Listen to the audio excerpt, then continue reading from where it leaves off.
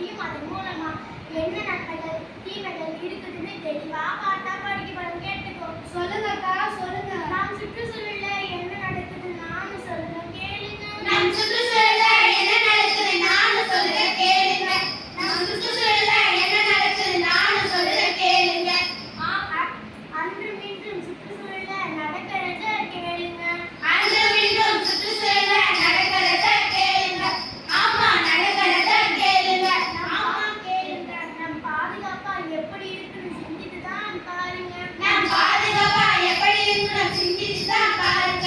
ஆமா சிந்தித்து தான் பாருங்க. ஆமா சிந்தித்து தான் பாருங்க. பிளாஸ்டிக் பேக்கும் பிளாஸ்டிக் பொருளும் நிறைஞ்சு இருக்கு குப்பையத்தான் பாருங்க. பிளாஸ்டிக் பேக்கும் பிளாஸ்டிக் பொருளும் நிறைஞ்சிருக்கு குப்பையத்தான் பாருங்க.